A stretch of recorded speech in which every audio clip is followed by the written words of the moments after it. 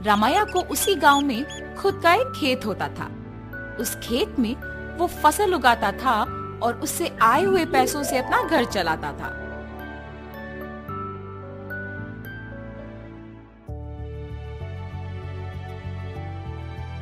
हमेशा की तरह इस साल भी फसल तो मैंने उगा दिया। अब गर्मी की मौसम शुरू होने वाली है, जल्द ही तरबूज के बीज डालने पड़ेंगे। ऐसे सोचकर तरबूज के बीज लेके अपने खेत की ओर जाता है। अरे रे, मैं तो भूल ही गया कि इस साल गांव में पानी नहीं है। मुझे अपने खेती के लिए पानी कहीं से भी लाना होगा, वरना इस साल मैं अपना घर नहीं चला पाऊंगा। ऐसे अपने आप में सोचते हुए दुखी होता है। इतने में उसके पड़ोसी खेत का मालिक विश्वनाथ रामैया को देख उसके पास आता है। अरे रामैया, इतना क्या सोच रहे हो कि मेरा आना भी देखा नहीं तुमने?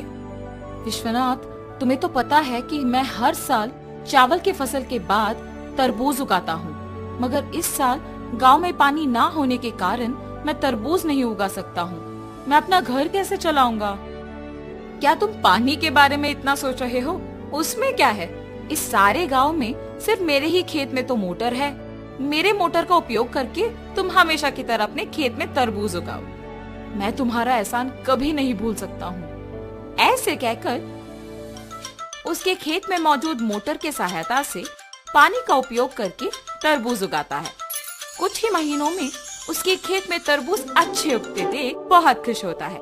हर साल से ज्यादा तो इस साल तरबूज उगे हैं, इनको बेचूंगा तो बहुत सारे पैसे मिलेंगे। ऐसे सोचकर सारे तरबूजों को बेचने दुकान जाता है। वहाँ दुकानदार तरबूजों को लेके पैसे देता है। ये सब उसी दुकान के पास मौजूद विश्वनाथ देखता है। रामैया को तरबूज की फसल उगा के बहुत सारे पैसे मिले हैं।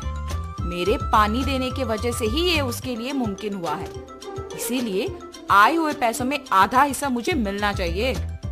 इसके बारे में मुझे रामैया से पूछना होगा। रामैया, मेरे पानी देने के वजह से ही तो तुम इतने तरबूजों को उगा सके हो।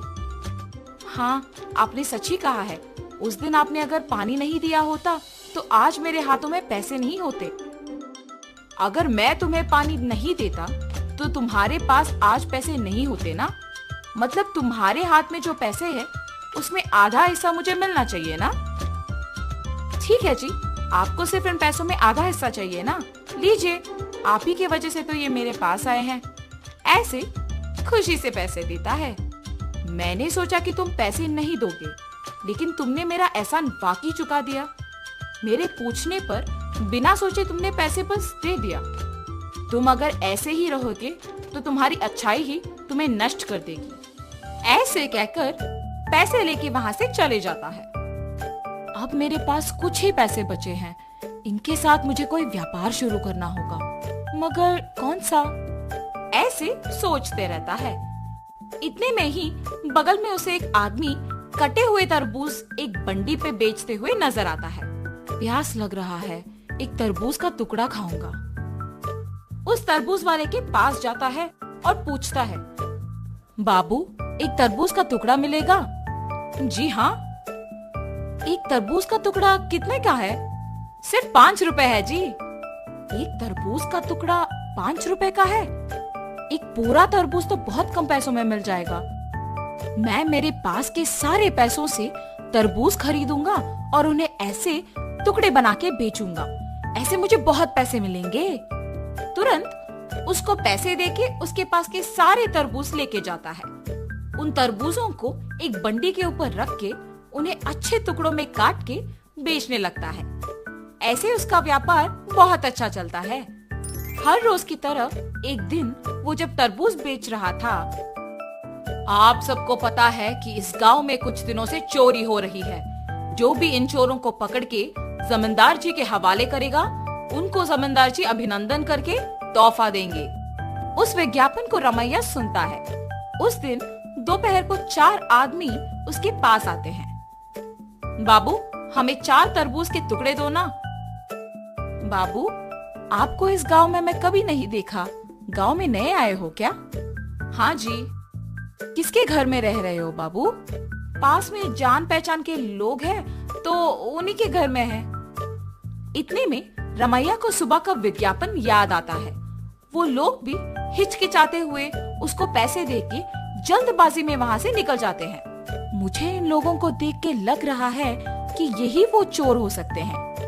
इनका पीछा करूंगा तो सच पता चल जाएगा, मेरा शक भी चला जाएगा। ये फैसला करके उनका पीछा करता है। उन लोगों को एक घर में घुसते हुए देखता है। खिड़की में से उन लोगों को देखते रहता है। हम लोगों पे शक आए इससे पहले हमें जमींदार के घर में चोरी करके इस गांव से बाहर निकलना होगा। मेरे सोच के अनुसार ये लोग तो चोर ही निकले हैं। तुरंत मुझे ये जमींदार को बताना होगा, वरना आज जो चोरी होगा उसका कारण तो मैं ही बन जाऊंगा। तुरंत वो वहाँ से जमींदार के पास जाता है।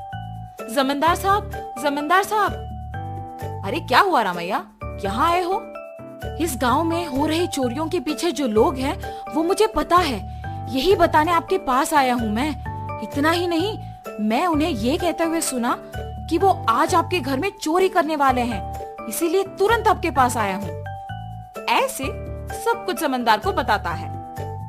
क्या तुम्हें पता है कि वो लोग कहाँ हैं? जी साहब, पता है। सेवकों, तुम लोग अब रामैया के साथ जाके उन चोरों को पकड़ के मेरे पास लाओ। जी प्रभु।